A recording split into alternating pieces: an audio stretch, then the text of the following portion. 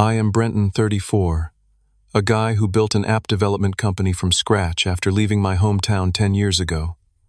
When my grandfather died 6 months ago, I lost more than family, I lost my biggest supporter. Last weekend, my sister Amanda invited me to dinner at her house, supposedly to reconnect after years of distance. Little did I know this dinner would expose a betrayal that had been brewing for years. I had spent months preparing for this moment, gathering evidence that would change everything. Before I tell you what happened at that dinner, let me know where you're watching from and hit that like and subscribe button. Trust me, you'll want to see how I turned the tables on my family's betrayal. Growing up, my grandfather was my rock. After my parents divorced when I was 8, he stepped in and became the father figure I desperately needed. My sister Amanda and I were raised primarily by our mom, but we spent weekends and summers at Grandpa Joe's house, right behind his hardware store, Carpenter's Corner. That store was his pride and joy, a fixture in our community for over 40 years. Amanda and I took different paths early on. She was always the golden child, straight-A student debate team captain, class president. I was more of a hands-on learner. While Amanda was winning academic awards, I was helping Grandpa in the store, learning about tools, fixing things, and eventually teaching myself to code on the old computer in the back office. My parents and Amanda never really understood my fascination with technology. Waste of time, my dad would say during his occasional visits. You should focus on real skills, my mom would echo. Amanda would smirk, showing off another perfect report card while my grades were average at best. Only Grandpa Joe saw potential in my tech experiments. Brenton, my boy, he would say, his calloused hand on my shoulder. You see things differently. That's a gift, not a problem. This world is changing, and you understand that better than any of us. When I was 24, I made the decision to leave for Silicon Valley. My family was unanimously against it. Mom cried. Dad called me irresponsible. And Amanda, fresh out of law school and starting at a prestigious firm, lectured me about throwing my life away on computer games. Only Grandpa supported me. The night before I left, he slipped me an envelope with $5,000, his savings from the store. Make something that matters, he whispered as he hugged me goodbye. Those early years in California were brutal. I lived in a tiny apartment with 3 roommates, worked odd jobs, and coded late into the night. But slowly things started coming together. My first app was a simple tool for small business inventory management, inspired by the outdated system Grandpa used at the hardware store. It caught on with local businesses, then gained traction nationally. By the time I turned 30, my company Build Bridge Apps had 27 employees and was valued at several $1 million. I had finally made it. Through all the struggles and victories, I called Grandpa every Sunday without fail. He never quite understood what I actually did, but he was endlessly proud. My grandson, the computer genius, he would tell anyone who would listen at the store. My relationship with the rest of my family remained distant. I sent birthday and Christmas gifts, made obligatory calls on holidays, but there was always an undercurrent of resentment. They saw my success as luck rather than the result of hard work and risk-taking. Amanda, now a corporate attorney specializing in mergers and acquisitions, would send periodic emails with links to articles about tech bubbles and startup failures. About a year ago, Grandpa's health began to decline. Our Sunday calls grew shorter as his energy waned. I offered to come visit, but he always brushed it off. No need to interrupt your important work, son. I'm just moving a bit slower these days. I should have insisted. I should have recognized the changes in his voice, the increasing confusion, the way our conversations became repetitive. I was busy with a major product launch, and I thought there would be more time. Then came the call from my mother 6 months ago. Grandpa had passed away in his sleep. I flew home immediately for the funeral, numb with grief and regret. The funeral was well attended. Grandpa had been beloved in the community. I stood awkwardly with my family, feeling like an outsider. Amanda organized everything, of course. She spoke eloquently about Grandpa's dedication to family and community, choking up at all the right moments. Our parents looked at her with such pride. Nobody asked me to speak. After the service, we gathered at the family lawyer's office for the reading of the will. I wasn't concerned about inheritance. I had more money than I needed. I assumed Grandpa would divide things fairly between Amanda and me, with perhaps special items for other family members. The shock came when Mr. Peterson, the family lawyer, revealed that Grandpa had left the hardware store, his most prized possession, entirely to Amanda. There was a small monetary bequest to me, but the store, which Grandpa had always talked about as my future inheritance, was now completely in my sister's control. "There must be some mistake," I said, stunned. "Grandpa always told me the store would be mine someday." Amanda's face tightened. Well, he changed his mind. He realized the store should go to someone who actually stayed in town, who visited him regularly, who cared enough to be present. Our parents nodded in agreement, and Mr. Peterson looked uncomfortable but confirmed that the will had been properly executed and witnessed. I left town the next day, confused and hurt. Something felt very wrong. Grandpa and I had spoken about the store just months before, and he had reiterated his plan to leave it to me. He knew I had ideas about modernizing while preserving its character. It made no sense that he would change his mind without even mentioning it. Over the following weeks, I couldn't shake my suspicions.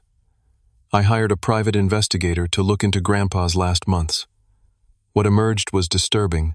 According to the store employees, Amanda had suddenly become a fixture at the store about 3 months before Grandpa's death, despite having shown little interest in it previously. She had taken control of his finances, restricted visitors at his home, and been present during all medical appointments. Most tellingly, the amended will had been signed just 2 weeks before his death, at a time when, according to his medical records, he was on strong medications that could affect his cognitive function. I spent 6 months building a case, gathering evidence, collecting statements from caregivers and store employees. I learned that Amanda had significant financial problems despite her impressive salary, bad investments, a too expensive house, and her husband Richard's failing real estate ventures had left them desperate for cash. Just as I was preparing to contest the will in court, I received a surprising email from Amanda. "It's been too long since we've all been together as a family. Please come to dinner at my house this Saturday. Time to heal old wounds." It was so unexpected that I nearly declined. But then I realized this might be my opportunity to confront them with what I knew. I accepted the invitation and packed my evidence file in my briefcase. Little did I know just how dramatically this family dinner would unfold. Amanda's house was exactly what you'd expect from someone desperate to project success. A sprawling colonial in the most expensive neighborhood in town, with manicured landscaping and a 3-car garage filled with luxury vehicles. As I parked my rental car in the circular driveway, I felt a knot forming in my stomach. It had been years since I'd seen my parents outside of Grandpa's funeral, and my last interaction with Amanda had been tense at best. I rang the doorbell, briefcase in hand, dressed in a simple but expensive charcoal suit. No need to be casual for what I anticipated would be anything but a casual family reunion.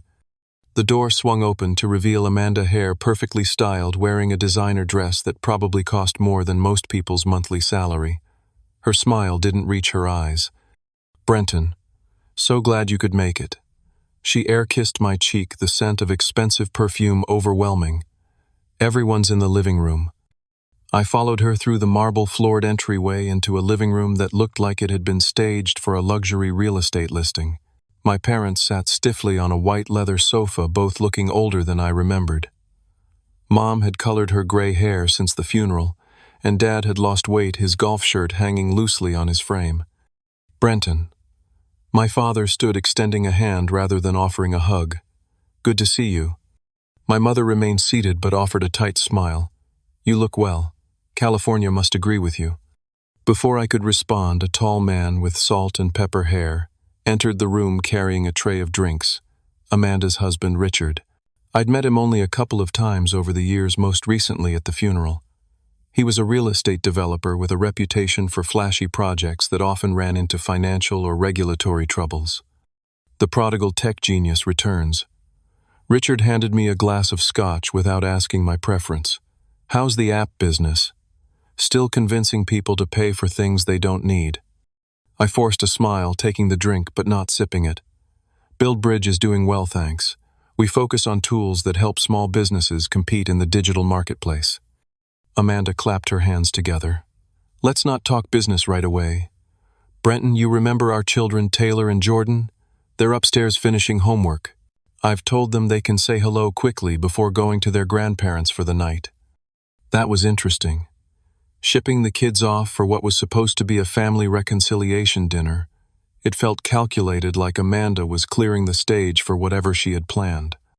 On Q2, pre-teens appeared briefly, offered rehearsed greetings, and were ushered out the door by a waiting nanny. The house fell into an awkward silence once they left. "Dinner should be ready shortly," Amanda announced. "Our housekeeper prepared everything before leaving. I thought it would be nice to have complete privacy for our family reunion." More stage management. I was beginning to feel like I'd walked into a carefully orchestrated performance. The dining room continued the theme of conspicuous wealth, a massive table that could seat 12 set for just the 5 of us, fine china crystal glasses, and an elaborate floral centerpiece. We took our assigned seats with Amanda at the head of the table naturally. "I've prepared all your favorites," she said, though she had no idea what my favorites might be after so many years. "Let's start with a toast to family reconciliation." We raised our glasses, and I noticed my parents exchanging glances with Amanda. There was something rehearsed about all of this, a hidden script I wasn't privy to. I decided to play along and see where it led. The first course was served, an overpriced salad with ingredients I couldn't pronounce. The conversation remained superficial. Comments about the weather, bland questions about my life in California, and carefully edited updates about family members I barely remembered. "So, Brenton," my mother finally ventured into slightly deeper waters, "do you ever think about moving back home? It would be nice to have both our children nearby again." Before I could answer, Amanda jumped in. "Oh, I'm sure Brenton's far too busy with his important tech work to consider returning to our little town." "Actually," I replied evenly, "I've been thinking about having a stronger presence here, especially with Grandpa gone. Someone needs to look after his legacy." A flicker of something, alarm, crossed Amanda's face, but she quickly recovered. "Speaking of Grandpa," she said, her voice taking on a rehearsed, emotional quality, "I still can't believe he's gone. We were so close those last few months." My father nodded solemnly. "Your sister was amazing with him, Brenton. Visited him daily, managed his medications, took him to every doctor's appointment. We don't know what would have happened without her dedication." I took a sip of water, keeping my expression neutral. "That's interesting. In our weekly calls, Grandpa never mentioned Amanda being so involved." A momentary tension fell over the table. Amanda recovered first. "Well, you were so busy with your work. He probably didn't want to bore you with the details of his care." My mother jumped in. "Amanda even took time off work to be with him toward the end. Such a sacrifice." I nodded, filing away these claims against the evidence I'd gathered. "The store employees mentioned seeing you there quite a bit in those final months. That must have been new for you, given how little interest you'd shown in the store previously." Amanda's smile tightened. Someone had to step in. The store was struggling, and Grandpa couldn't manage it anymore. "Speaking of which..." She paused, dramatically waiting until Richard gave her a subtle nod. "I've decided to sell the hardware store. A developer has made an excellent offer to turn the property into a mixed-use development, retail on the bottom, luxury condos above." And there it was. The real reason for this dinner, the news they wanted to deliver in person to watch my reaction. I set down my fork carefully. "The store is profitable," I said. "It's been the anchor of that neighborhood for decades. Grandpa would never have wanted it sold off for condos." Amanda's expression hardened slightly. "Grandpa left the store to me to do what's best for it. The building is old, the business model outdated. This is a smart business decision." "And who is this developer making the offer?" I asked, though I already knew the answer. Richard cleared his throat. "Actually, it's my company, Prestige Properties. We've been planning a revitalization project for that block for some time. The hardware store is the final piece we need." Of course. The dinner invitation suddenly made perfect sense. They weren't interested in reconciliation. They wanted to manage my reaction to their plans for the store, perhaps worried I might cause legal troubles. Some might see that as a conflict of interest, I observed. The store being left to Amanda, and then immediately sold to her husband's company. It's a fair market offer, Richard said defensively. More than fair, actually. And what about the employees, I asked. Some of them have worked there for 20+ years. Amanda waved a dismissive hand. They'll receive standard severance packages. Really, Brenton, I didn't expect you to be sentimental about this. Isn't disruption what you tech people celebrate? Out with the old, in with the new. My parents were watching this exchange with thinly veiled anxiety. They'd clearly been briefed about this announcement and had prepared for my potential objections. The neighborhood could use some revitalization, my father offered. Property values will increase for everyone.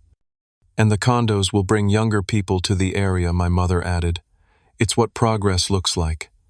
I looked around at their expectant faces and realized they actually thought I would just accept this, that I would nod and congratulate them on their clever business move even though it meant erasing Grandpa's legacy for their financial gain.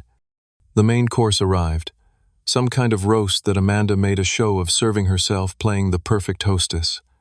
I had lost my appetite entirely, but I served myself a small portion to maintain appearances. As we ate, I could feel the tension building like a storm gathering force before breaking. This carefully orchestrated dinner was about to veer dramatically off script. You know, Brenton, Amanda said, cutting her meat with precise movements. We've all been wondering why you suddenly care so much about the store or what happens in this town. You left 10 years ago without looking back. You missed birthdays, holidays, graduations. And so it began. The attack I'd been expecting since I arrived. I built a company from nothing, I replied calmly. That requires focus and sacrifice. But I never abandoned Grandpa. We spoke every Sunday for 10 years without fail. My mother scoffed lightly. Phone calls. Anyone can make phone calls. Did you know?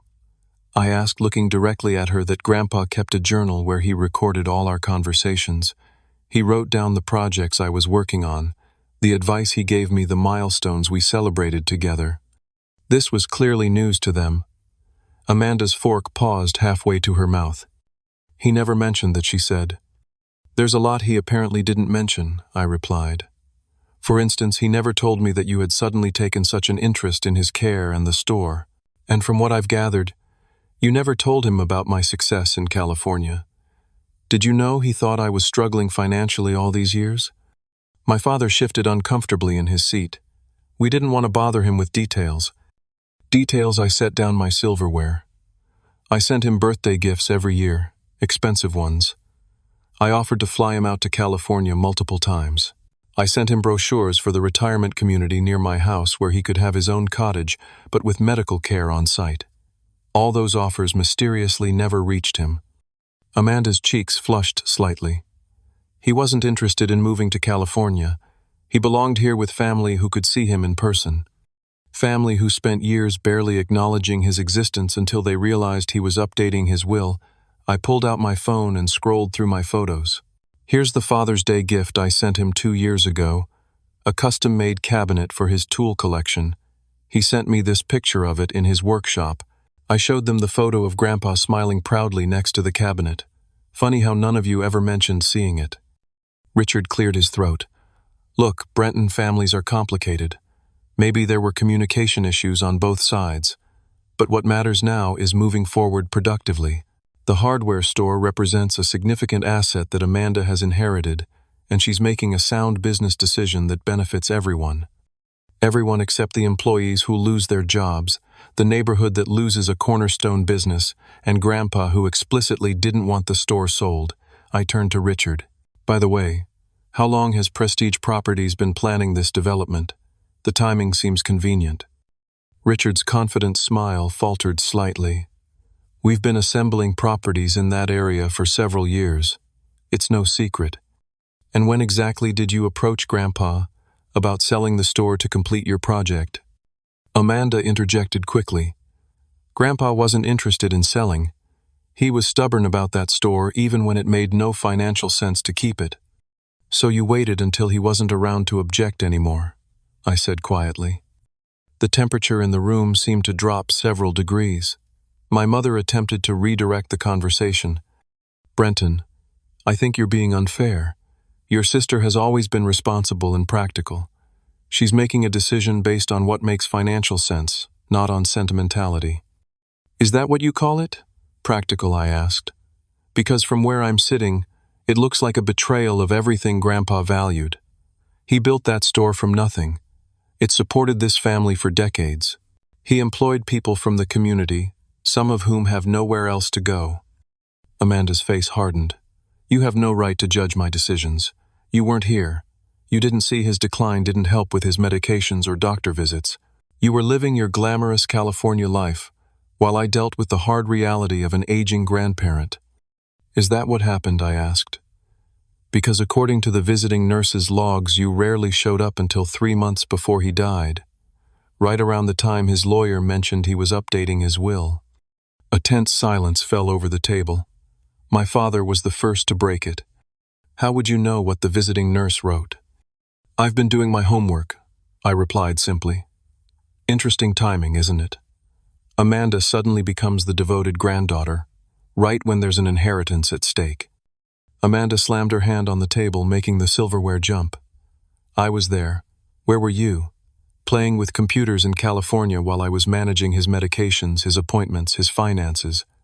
Managing his finances so well that you convinced him to change his will on your behalf, I asked coolly. After decades of telling me the store would be mine someday. He changed his mind. Amanda's voice rose sharply. He realized who really cared about him, who really deserved the store. I took a deep breath, maintaining my composure. Did he change his mind, or did you change it for him? The nursing staff mentioned he was quite confused in those final weeks, especially on the day the new will was signed. Richard cut in, his voice stern. You need to be very careful about what you're implying, Brenton. Making accusations about will tampering is serious business. I'm not implying anything, I replied. I'm stating facts. Grandpa was on heavy pain medication. His doctor noted cognitive impairment, and suddenly he completely reverses a decision he'd maintained for decades. People are allowed to change their minds, my mother said defensively, especially when they realize who's truly there for them. Is that what happened, Mom? Or did Amanda see an opportunity and take advantage of a vulnerable old man? Amanda's face flushed with anger. How dare you? I loved Grandpa. Everything I did was for his benefit, including restricting his visitors, monitoring his phone calls, taking control of his bank accounts. I leaned forward. The staff at Sunny Pines Assisted Living were quite forthcoming about your sudden intensive involvement in his care. My father's face had gone pale. You've been investigating us. I've been investigating what happened to Grandpa in his final months, I corrected.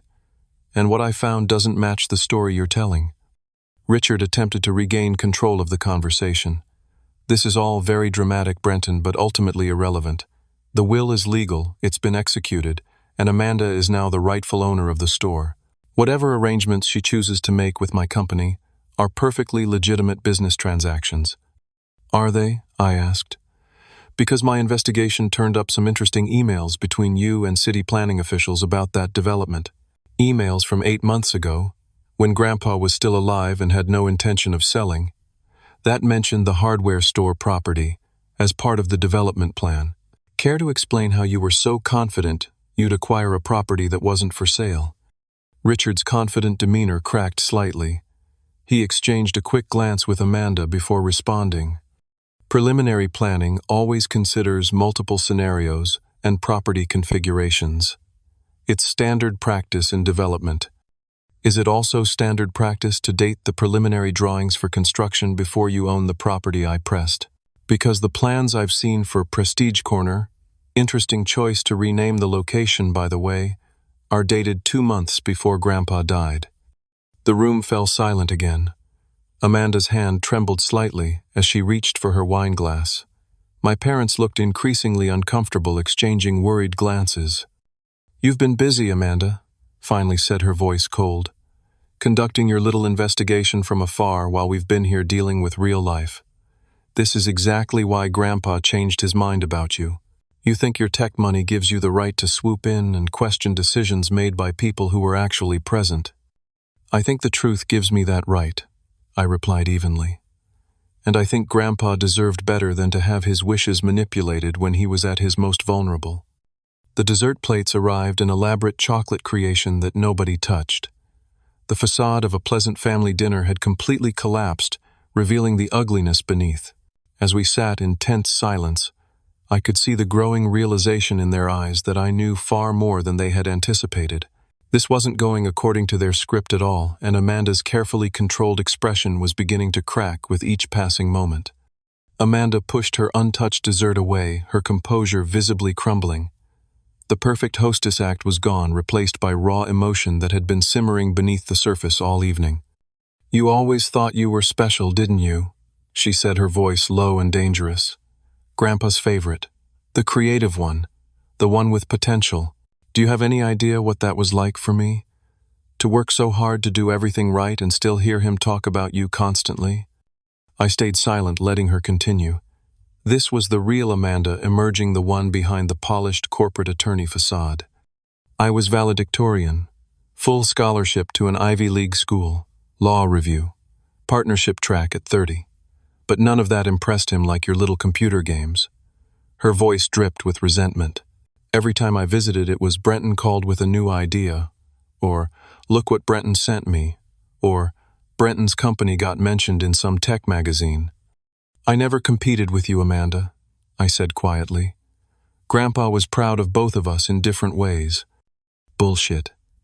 The curse word hung in the air, shocking in the formal dining room. He was going to give you everything. The store, the house, his tools, everything that mattered to him. What was I supposed to get?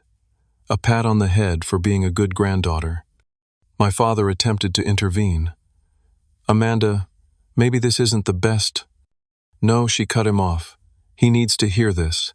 Do you know what Grandpa said to me once? He said, 'Amanda, you'll always land on your feet. But Brenton, he needs the store. It's his legacy.' As if I didn't deserve a legacy too. I looked at my sister, really seeing her for perhaps the first time in years. Behind the anger was something else, pain, insecurity, a lifetime of feeling second best despite her achievements. "I never asked for the store," I said calmly. "I just wanted Grandpa's wishes respected." His wishes? Amanda's laugh was bitter. His wishes were outdated and impractical. That store is a dinosaur. The only value it has is the land it sits on. At least I'm making something useful out of it. "Something profitable, you mean?" I corrected. "For your husband's company. We deserve it." Amanda's voice rose sharply. "After everything we've dealt with here while you were playing entrepreneur in California, you have no idea what it's been like. The expectations, the responsibilities. You just walked away and reinvented yourself while we stayed and followed the rules." "The rules," I echoed. "Is that what you call manipulating a confused old man into changing his will, following the rules?" Something snapped in Amanda then. She stood up abruptly, her chair scraping loudly against the hardwood floor. "You entitled, self-righteous bastard," she hissed. "You don't deserve anything from Grandpa. You abandoned him. You abandoned all of us. And now you waltz back in here with your Silicon Valley success and your moral superiority." I remained seated, maintaining my calm. "I just want the truth, Amanda, about what really happened in those final months." What happened next shocked everyone. Amanda circled the table in 3 quick strides, drew back her hand, and slapped me hard across the face. The sharp crack echoed in the dining room. "You have 10 minutes to leave my house," she snarled, her face inches from mine. "Take your accusations and your investigations and get out." I touched my cheek, feeling the sting of her ring where it had caught my skin. The dining room fell into stunned silence, but only for a moment. Then, to my utter disbelief, my parents began to laugh. My father actually clapped his hands together in apparent approval of Amanda's outburst. "About time someone put him in his place," my father said, nodding with satisfaction. My mother joined in. "Did you really think you could come here and question us? After abandoning your family for a decade?" Richard was smirking now, looking at his watch. 10 minutes seems generous, honestly. I'd have said 5. I sat there, surrounded by my blood relatives, feeling more alone than I ever had in my life. The unified front of hostility was stunning in its intensity. Whatever family bond had once existed was clearly gone, replaced by something ugly and transactional. But as the initial shock faded, a strange calm settled over me. This moment of naked hostility had clarified everything. There was no misunderstanding to resolve, no relationship to salvage, just the truth to be revealed. I slowly reached down for my briefcase beside my chair. Amanda misinterpreted the movement as compliance with her demand to leave. "That's right," she sneered. "Run away like you always do. Back to your perfect California life." I didn't respond immediately. Instead, I placed the briefcase on the table, unlatched it deliberately, and removed a thick file folder. With calm precision, I slammed it down on the dinner table, causing the crystal glasses to rattle. My family's expressions shifted from triumphant disdain to confusion as I looked up at Amanda, a small smile forming on my lips. "Then you all only have 5 minutes," I said quietly. The dining room fell silent as they stared at the thick file folder now sitting among the half-eaten desserts and wine glasses. Amanda was the first to recover her expression, shifting from rage to uncertainty. "What is that supposed to be?" she demanded, though her voice had lost some of its edge. I opened the folder with deliberate slowness. "This is the result of 6 months of investigation into Grandpa's final days and the suspicious circumstances surrounding his revised will." Richard scoffed, but I noticed he'd straightened in his chair, suddenly alert. "Investigation. What are you playing, detective, now?" "Not playing," I replied calmly. "I hired Thornton and Associates, one of the top investigative firms in the country. They specialize in elder abuse and probate fraud cases." My mother's face paled. "Elder abuse. That's ridiculous. We loved your grandfather." "Love and exploitation aren't mutually exclusive, Mom." I began laying out documents on the table. "Let's start with the will itself." I had handwriting experts analyze Grandpa's signature. Their conclusion: while it appears to be his signature, it shows signs consistent with being guided by another hand, what they call a assisted signature. Amanda crossed her arms defensively. "He was weak. I helped steady his hand. There's nothing illegal about that."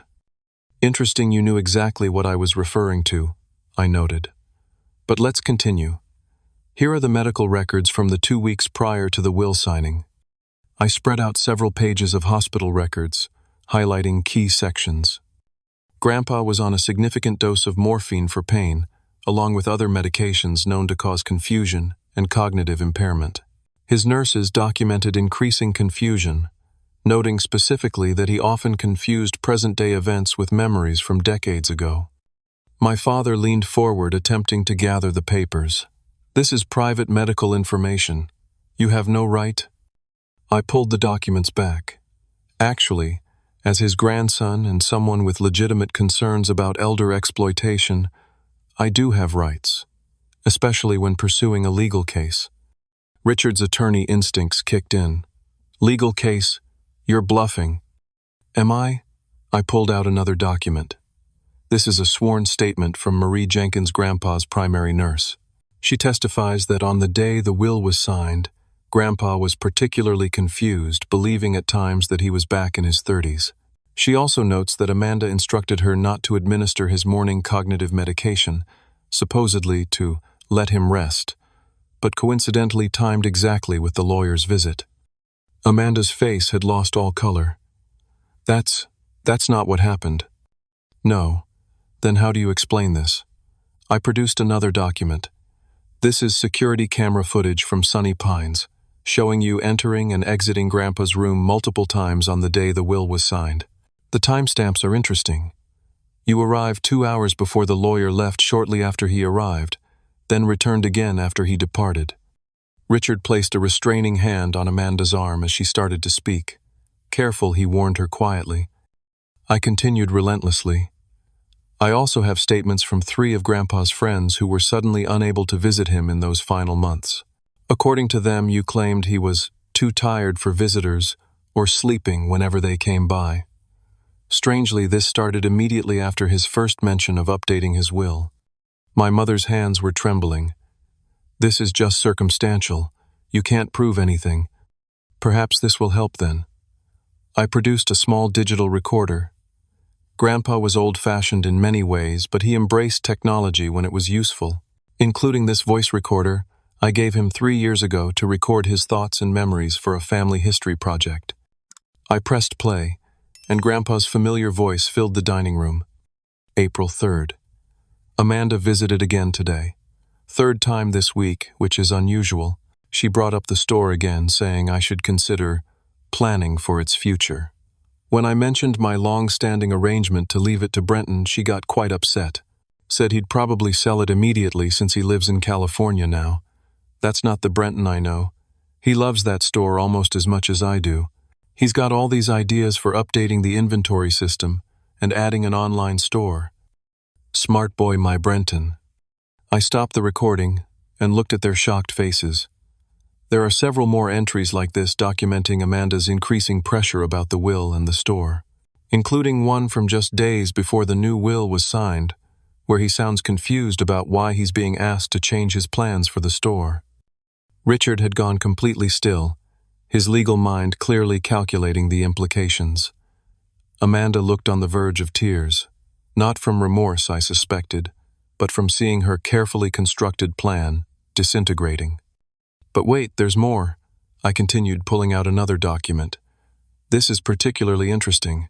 Financial records showing that Prestige Properties, Richard's company, is carrying significant debt with several projects underwater. In fact, according to these loan documents, there's a balloon payment coming due next month that you don't have the liquidity to cover.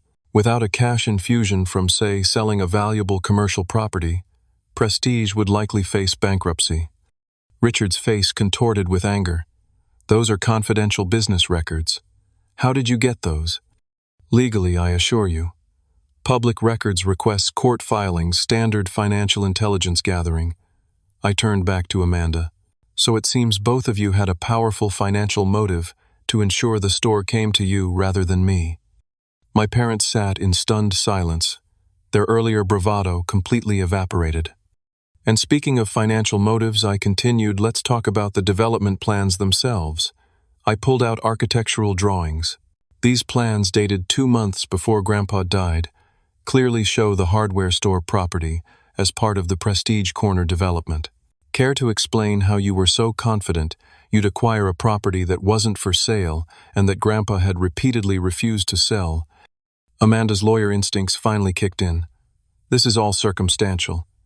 You can't prove intent. Perhaps this will help.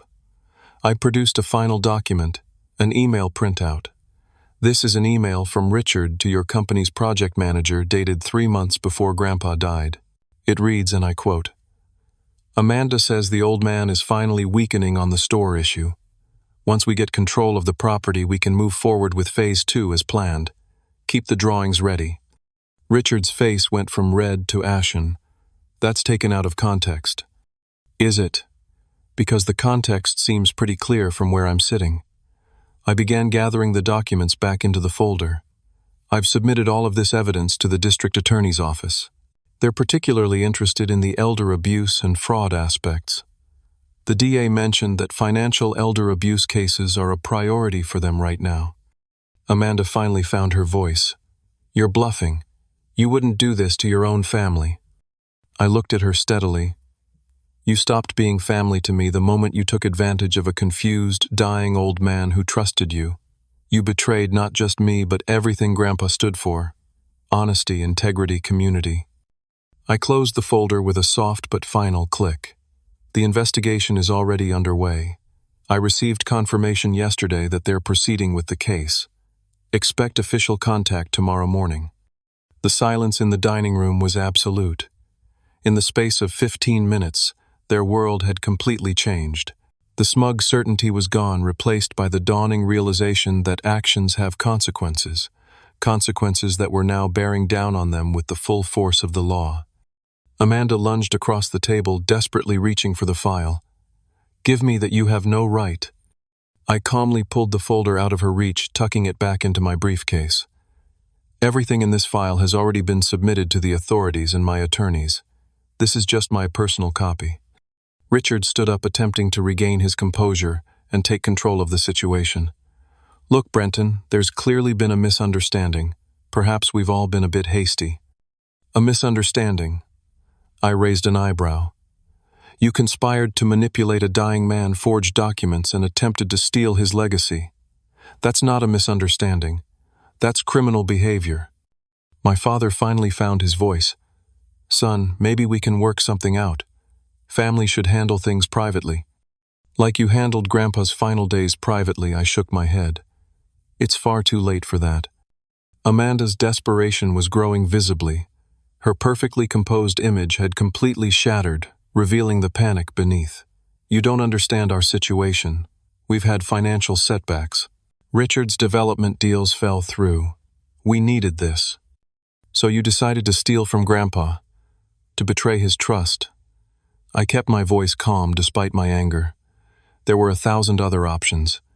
You could have asked for help. You could have been honest. Richard placed a restraining hand on Amanda's shoulder. Let's all calm down and approach this rationally. I'm sure we can come to an arrangement that satisfies everyone. His voice had taken on the smooth negotiating tone he probably used in business deals. What would it take to make this go away, Brenton?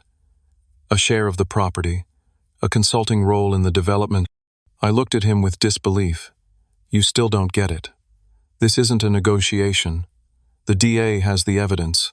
The probate court has been petitioned. This isn't something you can buy your way out of. Richard's face hardened. Everyone has a price. Not everyone, I replied. And certainly not me. I don't need your money. What I want is justice for Grandpa. My mother began to cry soft, manipulative sobs that had worked on me many times in childhood. Think about what this will do to the family, Brenton. The scandal, the shame. Your sister could lose her law license. Is that what you want? What I wanted was for my grandfather's wishes to be respected, I said firmly. What I wanted was to honor his legacy. You all made that impossible. Amanda's strategy shifted abruptly from aggression to bargaining. We could split everything, 50-50. You can have half the proceeds from the sale, or even keep the store if that's what you want. We can tear up the development plans. Again, not my decision anymore, I explained patiently. The legal process has begun, but even if it hadn't, do you really think I'd trust any agreement with you at this point? The reality of their situation was finally sinking in. Richard had moved away from Amanda, physically distancing himself as though her problems might be contagious. My father was staring blankly at the wall, and my mother continued her ineffective crying. When Amanda asked quietly, "When will they come?" "The DA's office said they'd be in contact tomorrow morning," I replied. "I imagine they'll want to interview each of you separately." Richard immediately pulled out his phone. "I need to call my attorney." "That would be wise," I agreed. Amanda's face suddenly contorted with rage again. "You've ruined everything. Do you have any idea what this will do to us, to our reputation in this town? Perhaps you should have considered that before you decided to take advantage of a vulnerable old man," I suggested. "You sanctimonious bastard," she hissed. "You think you're so perfect. You left. You abandoned this family for 10 years, and now you swoop in to play the avenging grandson. Where were you when Grandpa needed daily care, when he couldn't remember to take his medications?" "I offered to hire full-time care," I reminded her. "I offered to move him to a high-end retirement community near me. You blocked every suggestion because it didn't fit your narrative or your plans for the store." My father finally spoke up, his voice defeated. "Can't we keep this private? Handle it within the family?" "That opportunity passed the moment you decided to participate in elder abuse and fraud," I said firmly. "Besides, this isn't just about our family.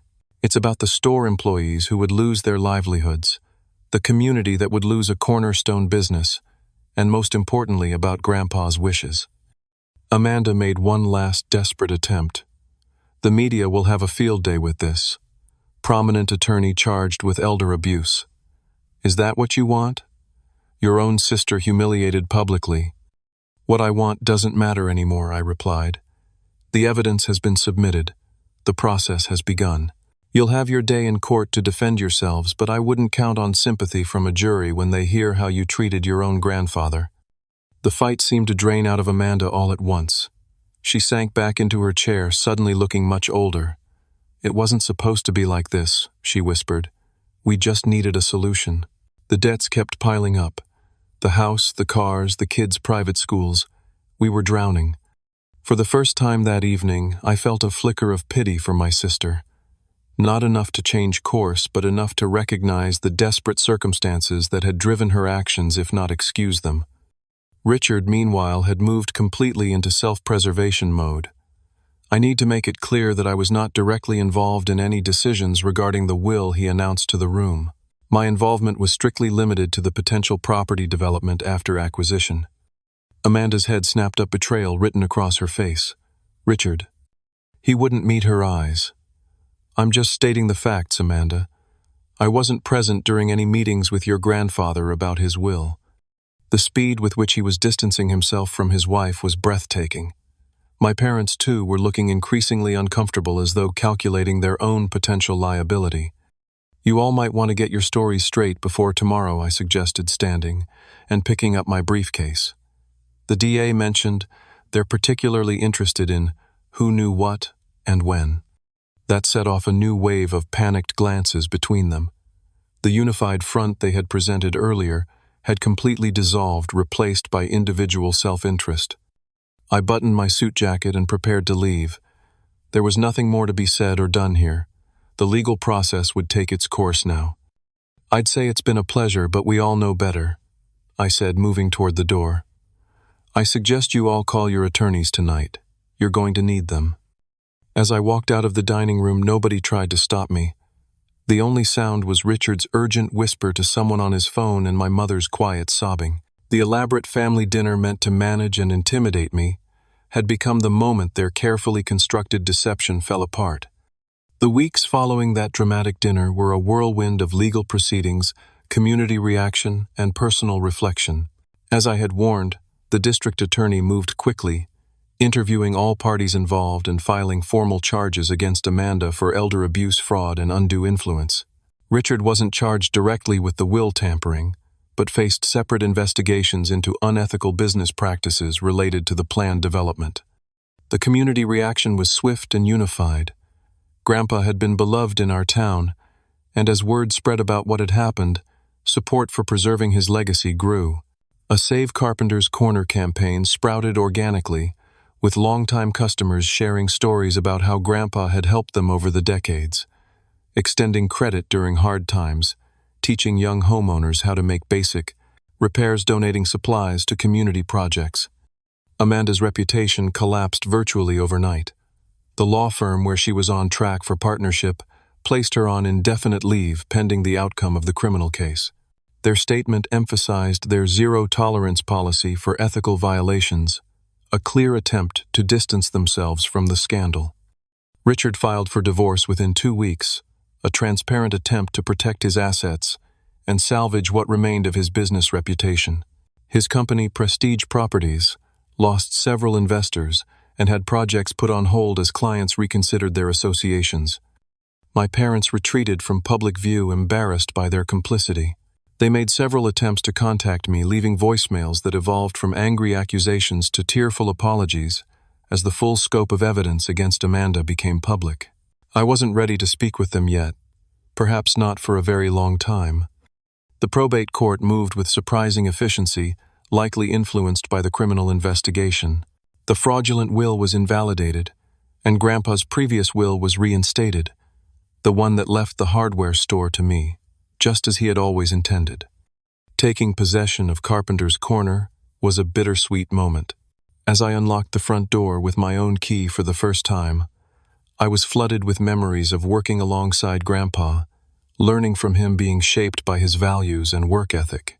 The store smelled exactly the same, a comforting mixture of wood metal and the peppermint candies Grandpa always kept by the register.